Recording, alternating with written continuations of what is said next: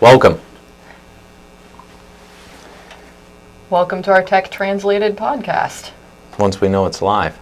Unless we're in a testing mode right now. If anybody sees us or hears us, it looks like we are online. We should probably just proceed. It says view on YouTube. Yeah.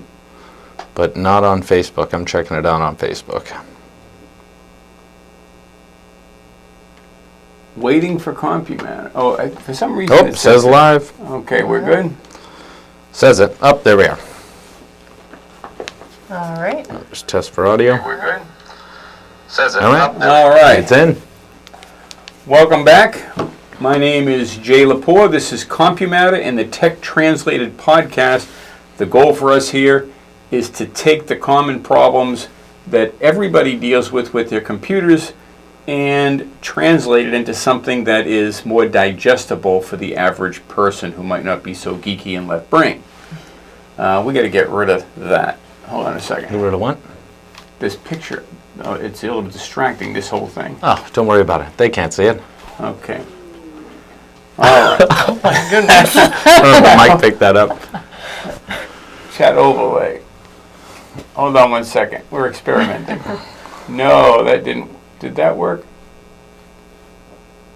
I thought that was actually... All right. Like writing over So, what we're saying. This is an evolving process. We're using technology that we are not masters. Although tech translated, you'd think we'd be masters of all technology, but really There's too much out there. there are Too much gray technology out there. Really, and they're gray areas, and this is fringe areas, and broadcasting and podcasting and all that. Our average customer doesn't come in the door looking for help on that, so we need to learn that to get this out there. Anyway, my name is Jay. I'm the owner of the company, and I've been in the business since the 1990s, days of DOS, when the websites first came out, and everything in between. So that's why I own a computer store, and I'll move this on down to... Auren? Oh, me next. All right, I'm Auren Frost.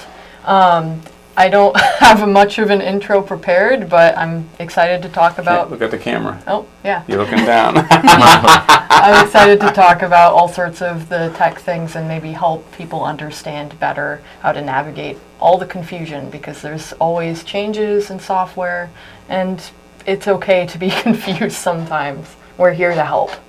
All right. I'm going to leave you in a dry spot. And I'm Douglas. Switching cameras. Center, hold on, this is new too. There you go. I'm Douglas from CompuMatter, a manager down here, and yeah, hopefully we can help solve some of the frustration that you have with computers. There's certainly a lot of it out there.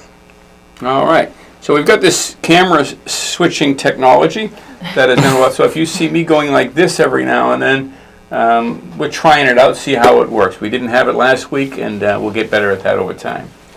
All right, let's start it off with something off of the list. Slow performance.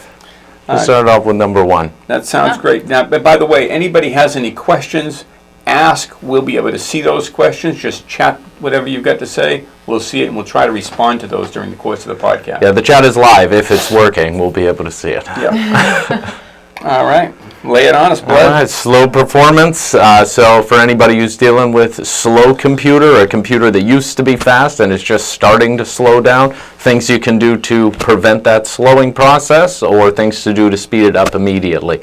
You got any ideas on something you'd point somebody to? I wasn't expecting that. I thought you were going to take that off. All of a sudden, I was just enjoying We're bubbling off of it. Okay, the first thing you can do is you can go to your control panel. If you don't know what the control panel is, you can get there by typing in the Start menu on Windows.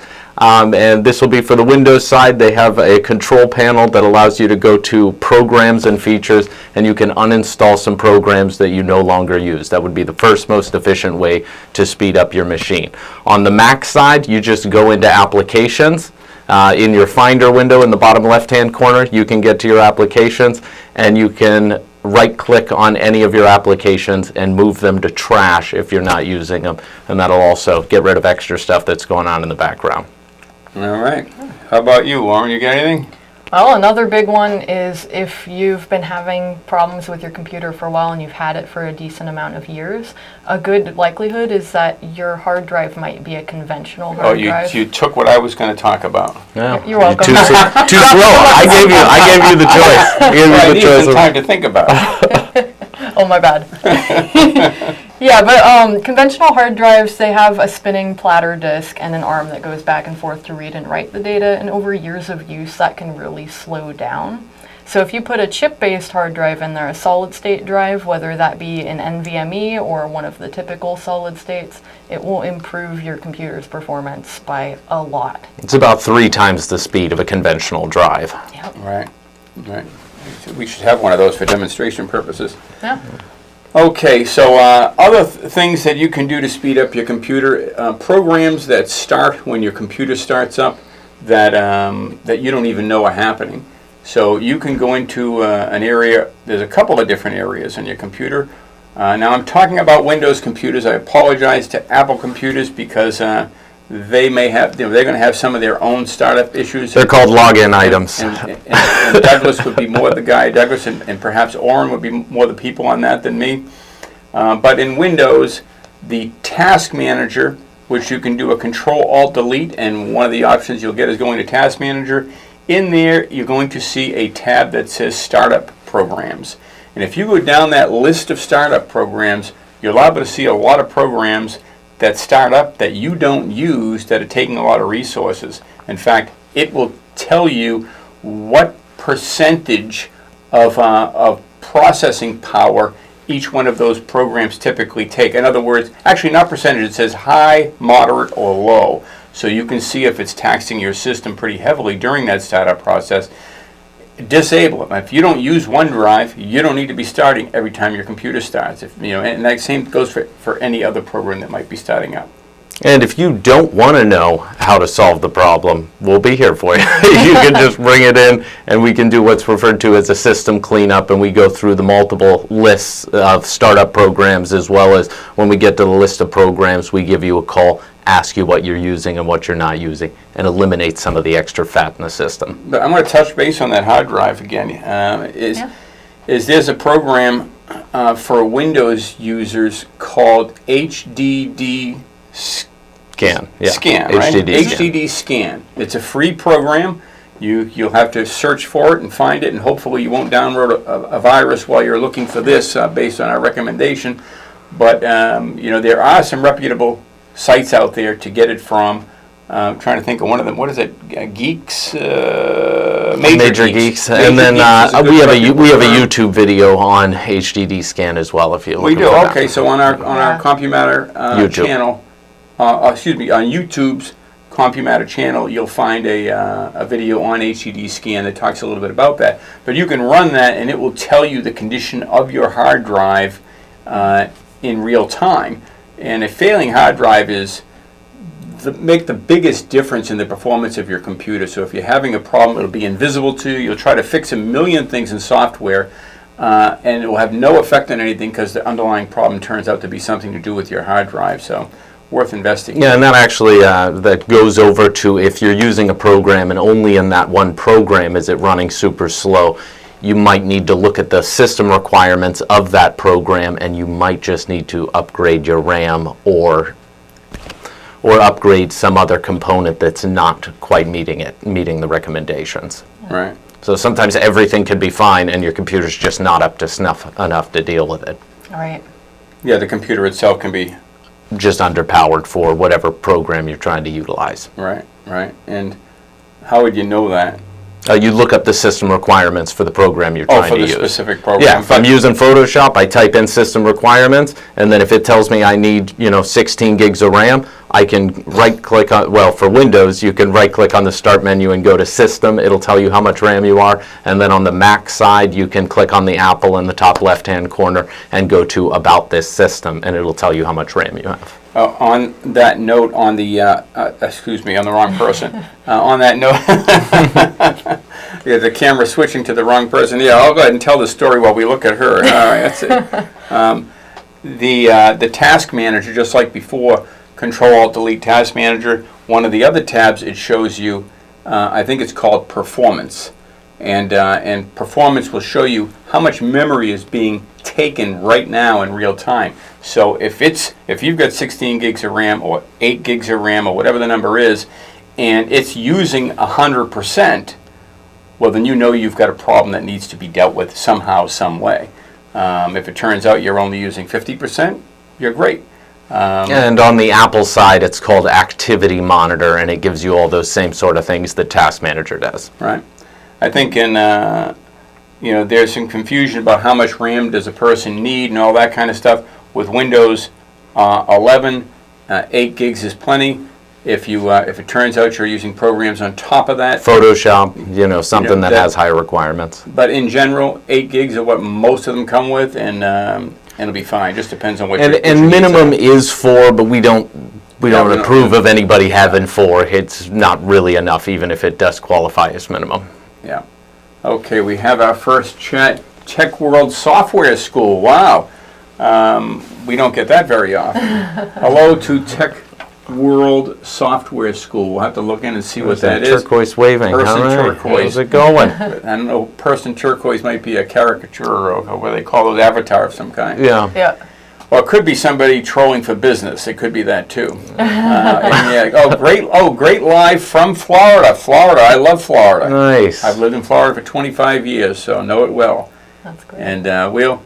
And I do want to make, and they say they need at least 16 gigs of, yeah. Which is standard. Once you get to the industry, then 16, 32, that's probably where you're more likely to be. I'm actually running with 128 gigabytes of memory on the computer that we're running this from, because I'm into so many different things in multimedia development and rendering videos. That's where you really start to bump it up a notch. Because you can have that going on in the background and then need the processing power for everything else on the other side. Yeah, but I have servers that run with only 8 or 16 and do a fine job.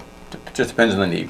Yeah, I go with 32 because I typically have Discord open in the background, and I might have some recording software running while playing a game, and so I tend to use all the processing power of that. Now, I would like to touch on, if you at home that are watching this video don't want to go through the brain damage of learning how to use HDD scan or looking at your task manager or digesting these numbers, we can remotely support you. We have the technology. You just give us a call on numbers, and right over my head there, 360-299-2428, or visit our website and drop us an email at compumatter.com, and one of us will reach out to you, take control of your computer remotely, and we will be able to tell you where the hiccups are. What's going on? As as long as you don't have an internet connection issue, because that's how we're going to be connecting. And then on the top of that, it is appointment basis, so it won't be an immediate. If it is an emergency, we have emergency fees to cover those sort of situations, but most of the time it's going to be an appointment based. We'll set up a time and make it work for both of us. But at least you're not going, you don't have to go to India. You don't have to, you don't have to struggle on your own. You don't have to Google for a solution. Trustworthy company, been around 20 years. Google reviews are out there. Give us a call. Won't cost much money. We'll get you over the hump, and we're there when you need us. Okay, what else you got? Auren, you haven't been talking very much. We better get on with it. Well, that's true. Do we want to go on the same subject, or we want to...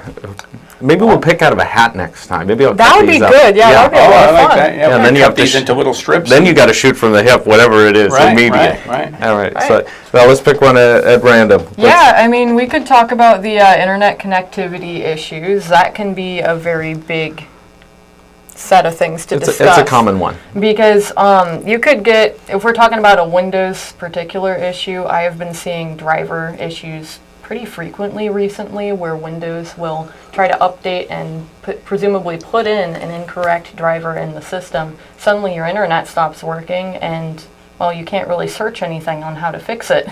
So you're kind of stuck at that point unless you know what to try. In which we have a video on YouTube on our channel about fixing Wi-Fi driver issues. So there is at least one thing that you can attempt on your own, as long as you have a phone that has an internet connection issue. I guess I have to clarify. You can't look anything up if you have an internet issue.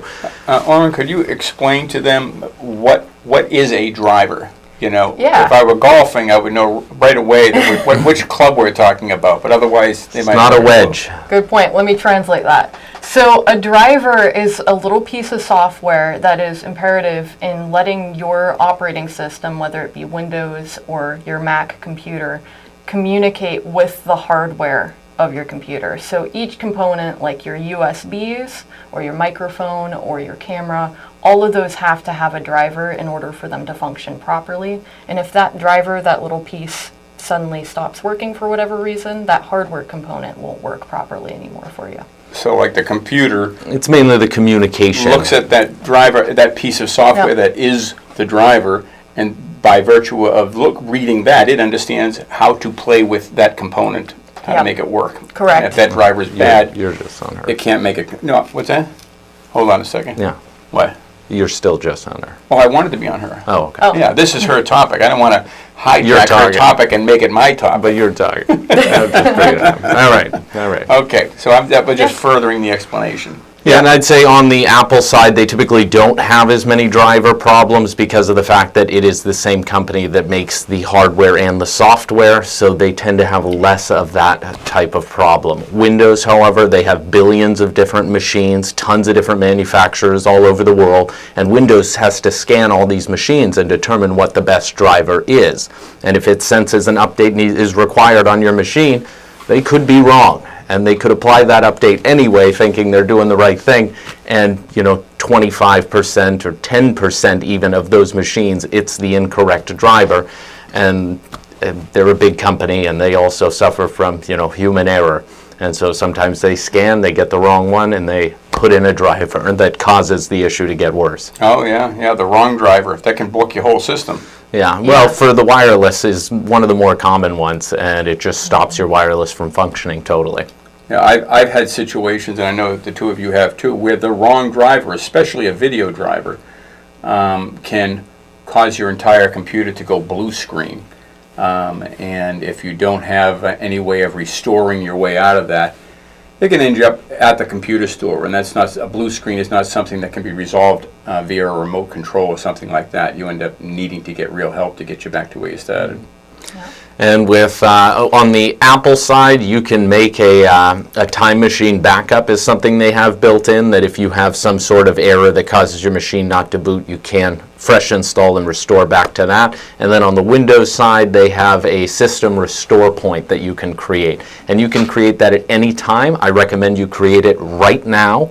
You go into the start menu, type in system restore, you can create a system restore point, and that makes it if something fails tomorrow, you have one extra step that you can do that you couldn't do if you don't set it up. And that allows you to go back to a restore point before the issue happened. And that can save you from Windows themselves installing the incorrect driver and causing boot issues. Right. Yeah.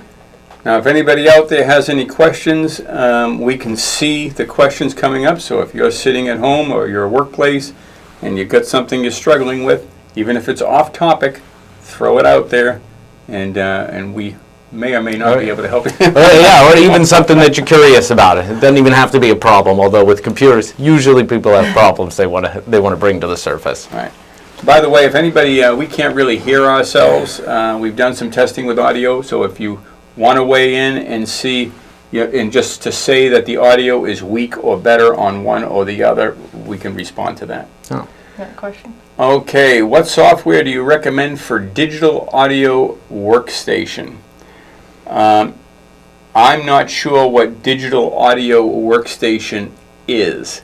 Is that a specific computer? Is that a component? Is that a software program? Or is it just a general workstation for audio. working with digital audio? That might be what it is. Yeah, I think if we understand them right, anytime you're dealing with the editing of multimedia, and audio would be less so than video.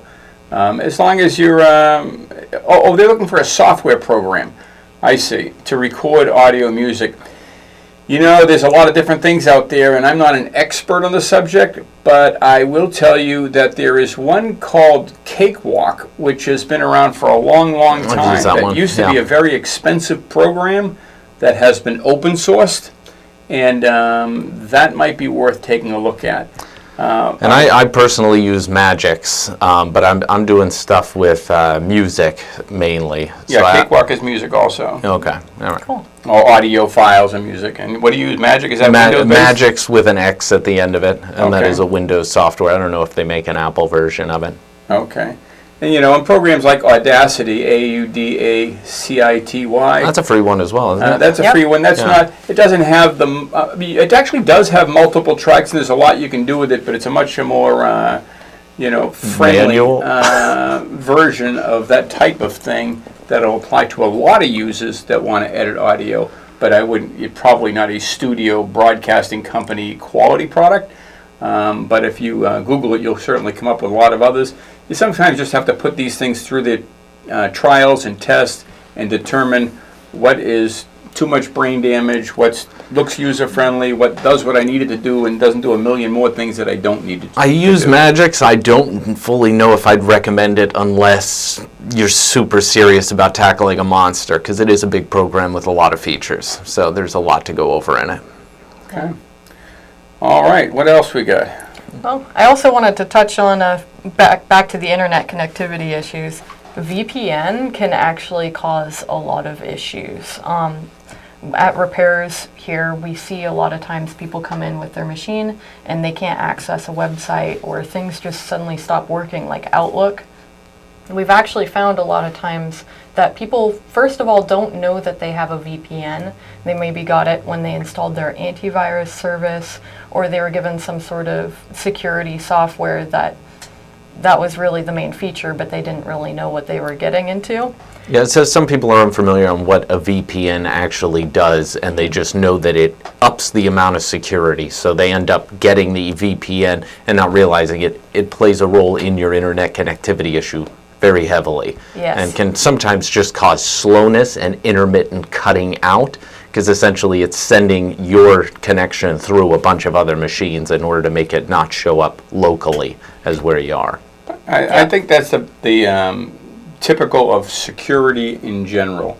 All security solutions are some kind of barricade between you and the bad actor, and as they increase that blockade against bad things happening, it affects your world and your performance. And VPN is just a wonderful stuff and an absolutely necessary ingredient for a lot of businesses to do businesses, to control their computers at the office when they're away, because everything is going through an encrypted tunnel and nobody can see whatever the bits and bytes are in between.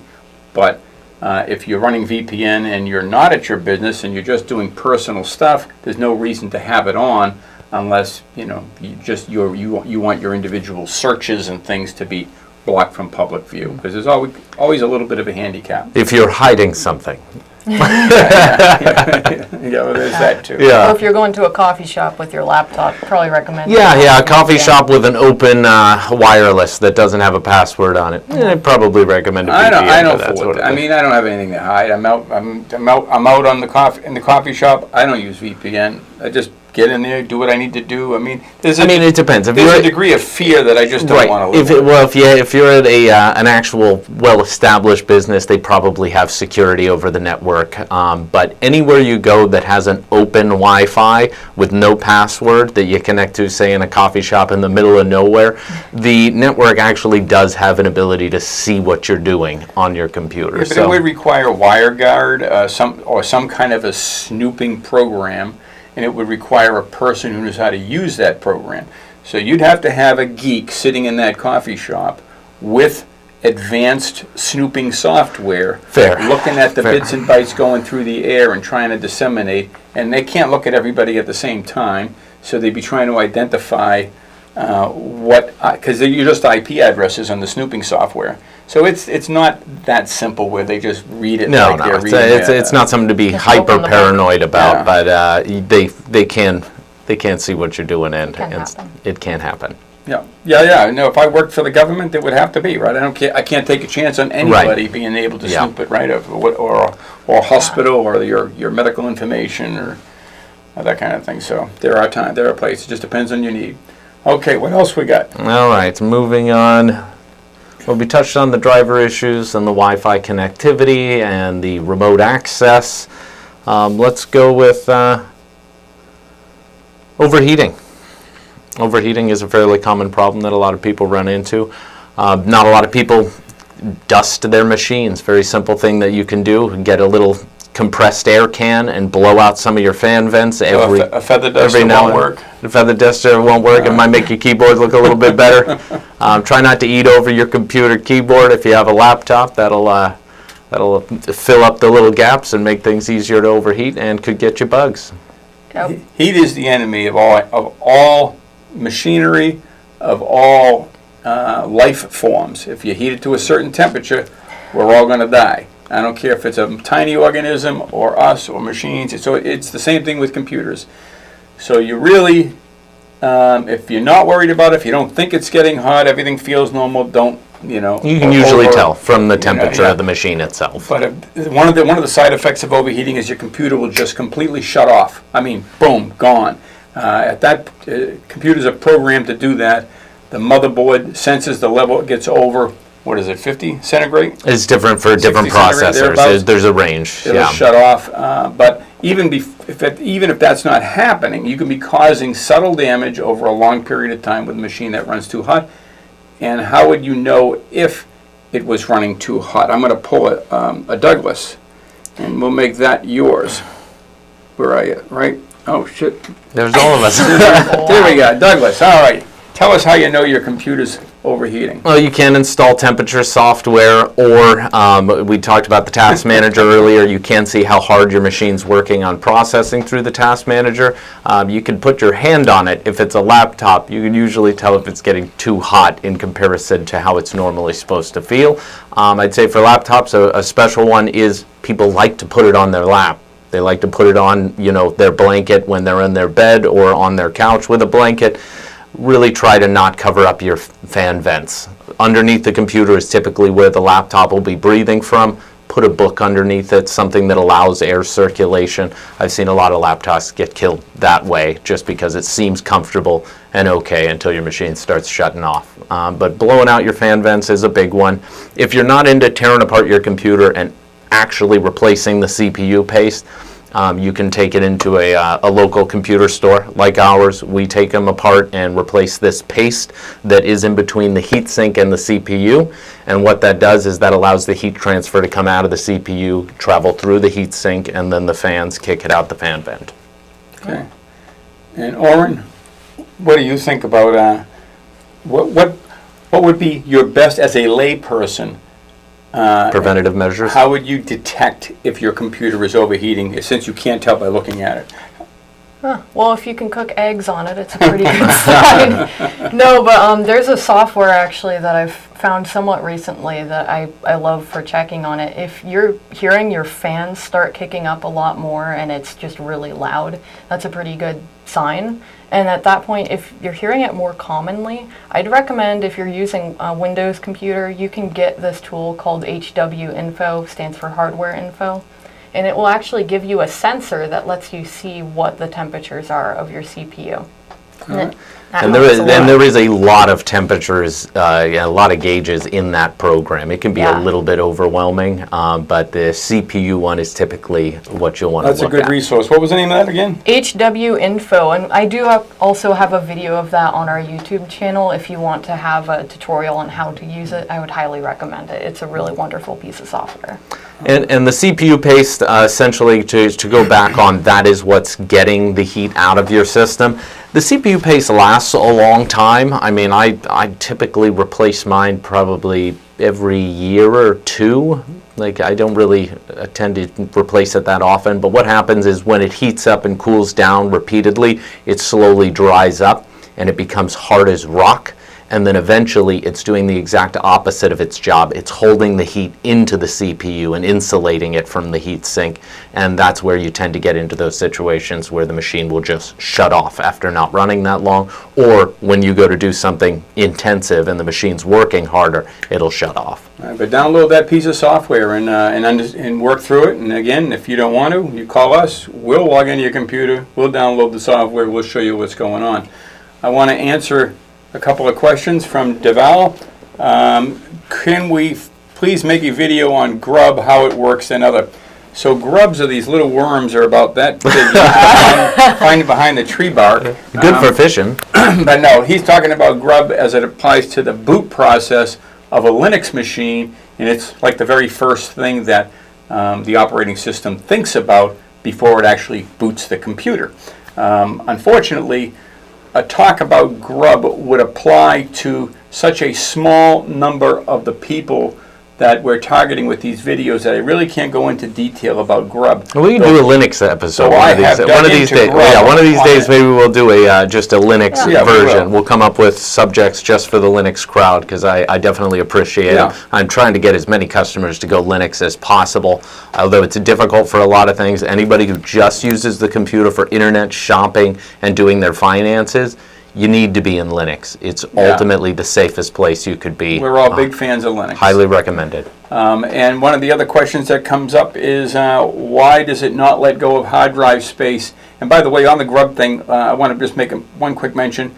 We have another channel on YouTube called Server Matter. So we've got CompuMatter, which deals with the masses and the typical uses. There's another channel called Server Matter, which deals with the things that commonly come up on Linux server environments. And we use Ubuntu. He's asking what Linux distribution do we use? We recommend Ubuntu right down the line. There's a million different, there's a lot of different wonderful Linux versions. The reason we stand behind Ubuntu is because it is the largest, it's the most embraced worldwide version of Linux. And we talked about drivers earlier. That means if you install Ubuntu desktop and you go home and you want to add your printer or your scanner or your camera or whatever thing that you have in your home that you want to interact with your computer, it is most likely to have the drive. Ubuntu has an extensive driver library support built into it, so it's most likely to not give you problems and for you to be happy with that choice. So That being said, if you're familiar enough with Linux, you can manually install everything. But Ubuntu comes with a little bit more user-friendliness of all that extra support of everybody using it. And it's what we use for our servers here at the store as well, for very much the same reason.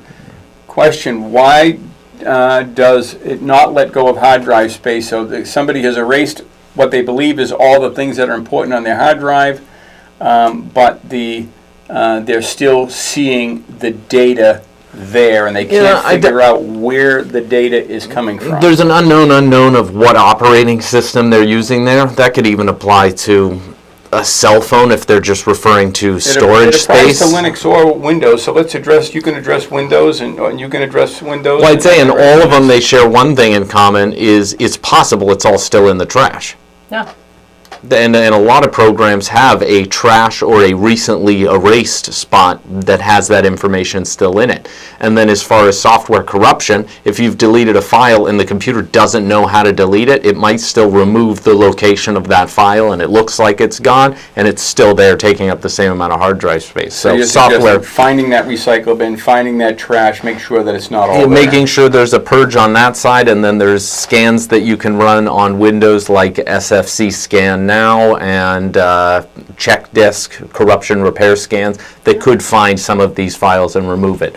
But on that note, anything that you think is taking up too much space on the Windows side of things is you can install a program called Folder Size. And Folder Size will give you a literal pie chart of every file on your machine and how much data is taking up how much space and what percentage anywhere on the drive. And that's a way that you can catalog whether or not you've actually gotten rid of something, or if there's a temporary file that's taking up 43 gigs on your hard drive, and then you can delete that file from there. Just be careful on what you're deleting and knowing if it is connected to something else, because there's a lot of connective tissue in a machine, and if you find a file and think it's useless, and delete it. A lot of times I'll recommend copying it, putting it on a flash drive or an external drive, and then deleting it, so that if it causes a problem in a program that you use, you can put it back. Auren, you got any thoughts on a full hard drive? If you deleted data and doesn't really see where it's not even full. It just says it does not let go of the hard drive space. Like it's still taking up the space after you deleted it. Well, but I don't know if you've deleted it. It's going to make a difference.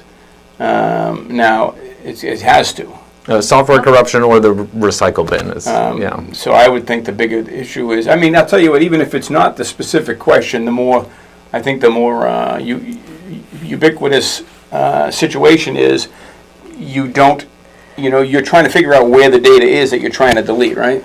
All the talent, you're trying to figure out where the data is. Yeah. That's taking up all the space. It says 100%. And you can't find it. I guess maybe I'm a little bit off topic. Oh, no, actually, that does make a good point. Software corruption is a lot higher of a chance to happen if you have a full hard drive. Yeah. So if your hard drive gets full and then you delete a bunch of stuff and it's not actually giving you the space and the trash bin is empty, you could be suffering from software corruption, and all this could just be being misread information. You got any thoughts on it? Well, I'd say if you have just gone through and deleted a bunch of stuff and you still see it says the hard drive is full, if you haven't, try rebooting your system too, because sometimes it can hold on to cached things and just think that it's still there. I've seen a reboot resolve those sort of confused situations, and then it might not be as serious of an issue at that point. I know on the Linux side, if it is a Linux user that is addressing this question, I use a program called NCDU. I don't know what that stands for, but I install that, go to a command line. These are all free programs that we're talking about here, by the way. They might have upgraded versions, but the free versions will do the things that you need to do, folder size and HDD scan, and in this case NCDU. You can tell it how many directories deep you want it to look, and it will show you what directories are taking the most space so that you can address those and delete it. If you're using ZFS on your Ubuntu system, that can create a whole different can of worms, and as valuable as ZFS is, without getting into all the details of ZFS, it can create snapshots, and those snapshots can be hidden on your drive and taking up a lot of space, and you end up having to delete those snapshots in order to free up space. Yeah. I think that's a good cover of that. Yeah. Unless you have specifics on that question, we kind of just went across various different ways that could come up as a problem. A little bit of everything. All right, so what do you think? You want to put a sign on the door and tell them we'll open in 10 minutes, or? I can do it. Oh, all right, go ahead. You guys will have to ramble for a minute. Me and Douglas will sit here for a little bit and see what else we got. All right, let's go into file recovery. And is Facebook working? I just noticed we haven't gotten a comment from Facebook. Yeah, anybody on the Facebook side? I don't think it is. I think that's how I pulled it up, was on Facebook. So. Is that right? Yeah, so it's Facebook live stream there. All right. You sending us a text? Yeah, just to make sure that. Yeah, good. I hear okay, you. Good. That's me. All right. So what else we got? Yeah, I said file recovery. File recovery. Okay, what do you mean by file recovery? What does that mean? I mean, if somebody has a problem with file recovery and they need to recover a file. Okay, they've lost a single file? They lost a single file. What could they do about it? Okay. In my eyes, what I would do if we lost a single file, they can't help us. I cambered over to the empty chair, looking for help, but there was none. If you are looking for a single file, I would use a free program called Everything. So it just Google, oddly enough, the term everything. You just Google everything. It'll be real easy. Just all you got to do is Google everything. I'm going to be on the. Let me just switch over. It's a searching software, so if you haven't actually deleted the file and it has just been mislocated, then it's a software that allows you to search your entire computer. Another, on the simpler side, on Windows, you can go into this PC and your File Explorer, and in the search bar, if you're in the main C drive, you search for a file name, it'll search the entire drive for that file. Okay, this is a little bit better user interface. So I've taken you off. You were off camera. I don't know if you knew that or not. Yeah, I don't care. I'm going with it. So I've been taking them to the, we're playing with this camera technology where we can take you to the screen and share with you. So this is the program called Everything. It's at voidtools.com. It's free. You download it. You can scan. It'll scan your entire computer. That'll take a little bit of time. And once it gets done scanning, you'll be able to see, you can search for a particular file name or a piece of a file name. It will search every drive on your computer. I think it also searches network environment, but it's an irreplaceable asset for finding nooks and crannies and files and folders on your computer in the quickest possible way. Yeah, I'd say that. You have any other advice on data recovery or file recovery? Data recovery. Or file recovery? File recovery. So you've lost a file somewhere on your computer and you don't know where. And we just went over if you misplaced it rather than if you deleted it. But Yeah, have you gone over the search functionality of File Explorer? yeah, so File Explorer, if you are in the main C drive or the main drive and you search, it'll search every single folder in your entire hard drive. Yeah. I mean, I have another thing to touch on just because somebody came in yesterday with this issue, and it's kind of on the same topic of if you use Word and you have the autosave functionality on. I have seen it where people are working on this incredibly important document, whether it be a book or a memoir. Yeah, I believe any it was a sort of memoir thing. on that one. Yeah, and it completely wiped out everything on that document. He still had the document and it was named the same thing, but it was just completely empty. Almost like he had highlighted everything and hit a key and it Deleted. deleted everything and replaced it with that keystroke, and then he saved it afterwards. Yeah. So he came in and he was really worried about it. And there's actually a really nice feature on Word that allows you to go back in time, and it's called revision history. So if you go up on the top on Windows, there's going to be the name of the file, and you can actually click on that button. And then on the bottom of that menu that comes up, you have version history that you can click on and go back through and click through the different times that file had been saved and actually restore a previous state of the file. Yeah, and that's also, if you're unfamiliar with that process, but you do recall that you do have a file you've done that with and you still have the file, we can help you out with that process as well. On file recovery, I'd say the biggest advice that I could give anybody is to back up your stuff before you're so stressed out about it that you have to be freaking out. There's nothing more important than a backup. If the data is actually important to you, it is already backed up. Remember that, because if you lose a file, you have to remember it's not that important because you never backed it up. It really isn't. Yeah. Nothing more important than a backup. Agree. I've been in this business for 4 decades now, 4.5 decades. I've seen all the emergencies play out, all the panicked customers, businesses that have lost data. There's no gray area on this. We create business servers here at the store. We create them. We sell them to businesses that need file shares and shared calendars and all that stuff in their world. And it includes backups that are built in under the hood, so all the data is protected no matter what they do. Any file that's saved in that server, every half hour it's going through and it's saving it. And there's also a cloud backup, so if the machine is actually stolen or the building burns down, you've got a backup off-site. But that just underscores the importance of backups for everybody. Yeah, and I see a comment there, losing your work is the most frustrating thing. Anybody who's in the line of work with computers knows that it's a horrible part of the job. Is pretty much everybody learns that lesson at some point in their career. Okay, I want you to think of a number. 7. No. That's a good There are 7 kids in my family, so that's a good number. But no, think of a number, and in your mind, what percentage of the average consumer do you think has a regular backup that they're verifying? Okay, and A regular backup? Yeah. Or just a backup? It's an important distinction. A backup that they and verify is an important quantity. It's not just enough to have a backup.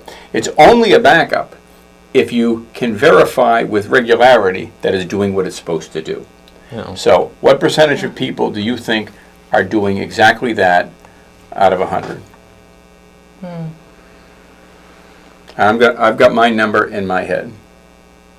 Because of the newer cloud technology forcing a lot of users into a backup they didn't even know they have. But they're not verifying. Not knowing means not verifying. And I can tell you, even with OneDrive, I had a situation very recently that involved my own brother.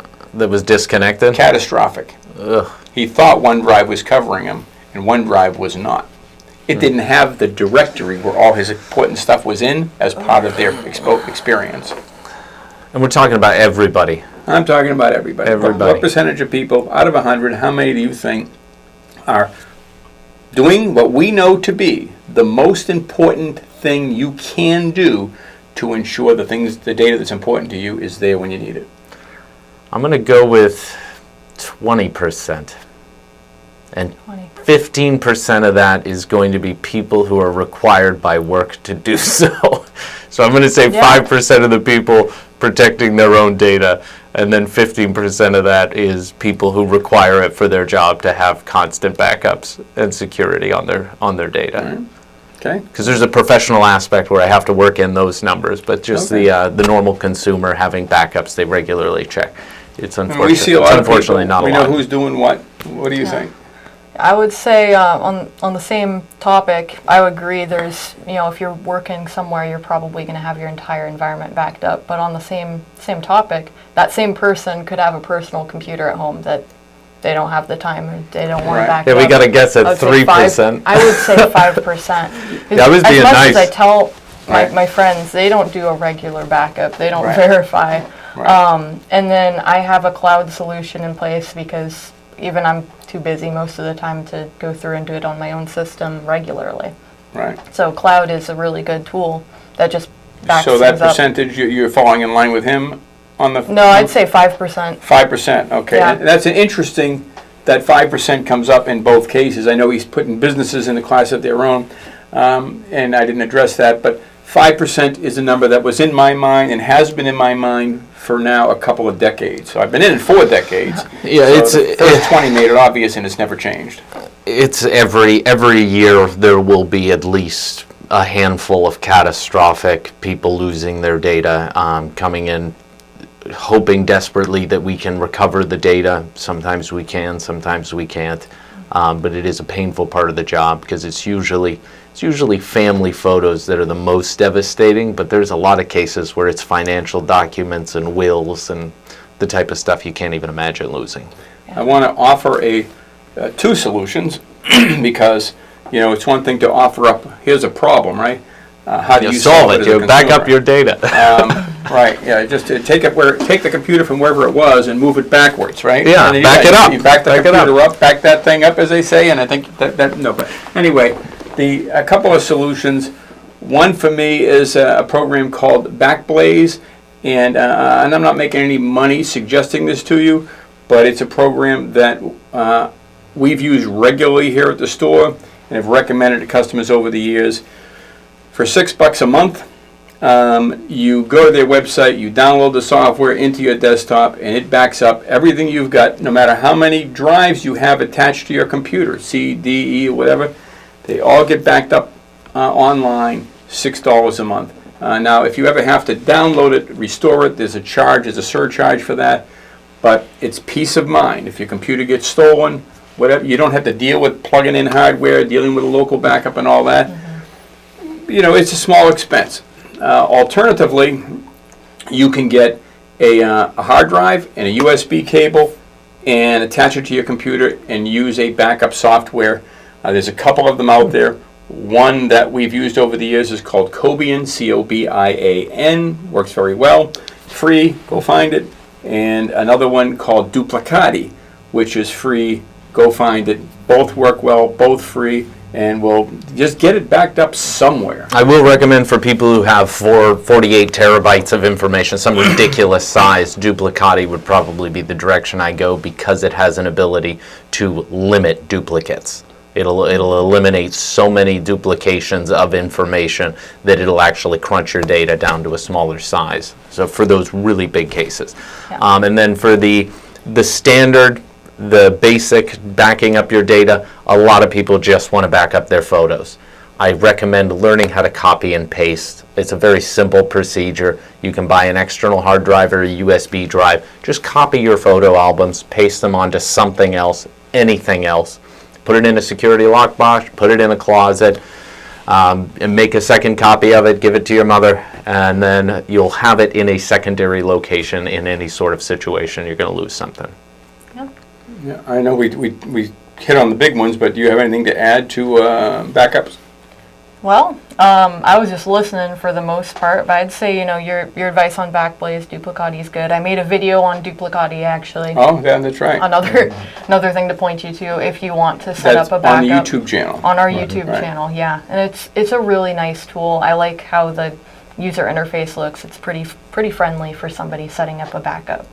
So that would be my recommendation. If you've never touched on that before, just go ahead and take a look at that video and see if that helps you out. Okay, I got a couple of chimes in. Hello, Spa Man. We have Spa Man. Have no fear. Spa Man works next door to us and is in the spa business, as you might expect. And what is the name of his company? It's a really long name. Natural Eco Solutions. Natural Eco Solutions. There we go. Thank you. Here in Anacortes, Washington. Sorry, and then I Dave. do see somebody mentioned R-Clone. I did a quick search on that. I'm going to be checking that program out. I have used our clone. Our clone is primarily for the hardcore Linux people, so that definitely tells me where they're coming from. And you can use our clone from a command line to get your data to some of the cloud environments like Backblaze and that sort of thing. I would like to recommend that you who are using our clone also take a look at a program called Copia, K-O-P-I-A, Oh, yeah, I remember that. as a wonderful Linux backup solution that will get your backup data to Backblaze or any AWS or any of the other off-site solutions, and has a very user-friendly web interface as well as a desktop interface. But it's a little bit geekier for the average consumer, so I'm tempted to send everybody to go see Copia or Copia, whichever it is, K-O-P-I-A, but I want to create a video on usability before I start sending anybody there. RoboCopy? RoboCopy I haven't heard of. I've heard of, RoboCopy, common program. A lot of people use it for whatever the hell they use it for. I don't actually use it. I think it's for filling forms in. Has been, they have a Robo Forms. That's the one I've used or seen used in the past, where it remembers all the form data and fills it in over time. I think that's kind of gone by the wayside. I thought it was like a command line thing through Windows for RoboCopy, but it's been a while since I've looked at that. But I know that it's very reliable. All right. There's tons of software out there, as you can see. FTW, a recommendation from a customer. FTW means for the win. For the win. All right, there you go. Thank you. Sometimes old school doesn't get these little acronyms. Yeah, command line. We are open today from 11 to 5, and on that note, I think I should probably go get the door.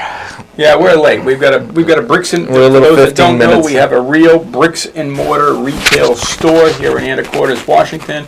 We've been here for 20 years, and we are 15 minutes overdue. We put a sign on the door saying we're doing what we're doing. We can solve problems remotely from anywhere in the world as long as you have an internet connection. If you are here in our backyard, Mount Vernon, Burlington, Oak Harbor, Anacortes, then feel free to stop by.